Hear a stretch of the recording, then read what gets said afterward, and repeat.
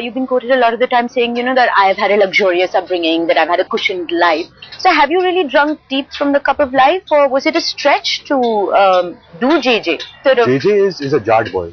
I've not grown, you know, the startup society I've grown up in, I've never met a guy like this. So I had to do a lot of prep work, you know, to kind of understand. That's the homework, getting into character. Right. I'm talking about the psyche. I think, you know, I find certain inner similarities with JJ.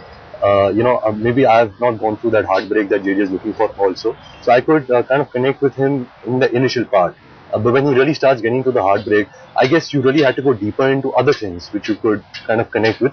And I guess Imtiaz really was graceful enough to share his experiences with me, you know, which I could use as an actor. You know, he likes his actors to go through an experience, and I'm the kind of actor also who likes to go through an experience. After the film got over, 3 months I was just a vegetable, you know, lying on my bed, not spending time with my parents, with my friends.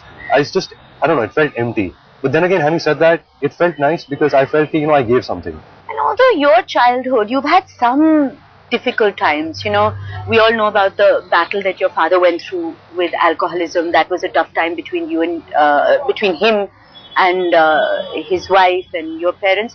Was there some teenage angst then? I think everybody has problems, you know. Every married couple has problems. It's not easy, you know, sustaining a marriage. My parents are crazily in love with each other, so how much ever passionately they love each other, they fight also as passionately.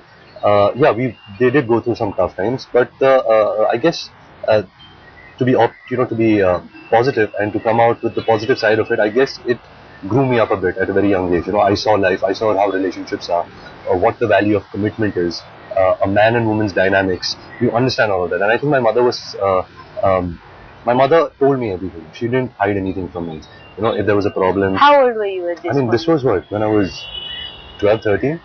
That's quite a young age for a mother to explain these kind of things. It's also important because, you know, I see so many young children and, you know, parents fight and they don't know what's happening, you know, so they make their own assumptions, you know, they get kind of screwed up in their head. But if you know the truth, if you know what life is or what life is going to offer you, you just are mentally prepared and you are more aware of what's happening. They also say that to be a creative person, you have to give up everything else in life and dedicate yourself to the art and put blinkers on, literally.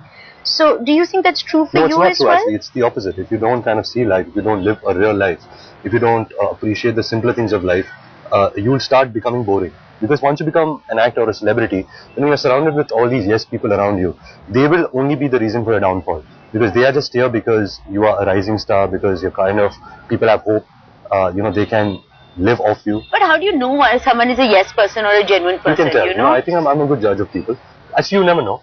Because even your parents, and this is not just for your parents, right. Everyone's parents, they have stars in their eyes about their kids, right? So when they see you, they see only the good. Right. They cannot be really objective about that. I think my father can. My mother's my biggest fan, but my father is not a hypocrite. You know, he hasn't liked any of my work yet. He hasn't appreciated me. You know, he tells me when I'm utterly crap. So you know, my drive is not money. My drive is actually to kind of get a pat on my back by my father. I think my father is my biggest drive. Right now, he hasn't really liked anything. Are you being hard on yourself by saying this? So this is genuinely that your father has never praised you? It's the genuine truth. And I don't know, you know, maybe he likes me, but he doesn't tell me, I mean, my work. But I think whatever it is, it's giving me that drive.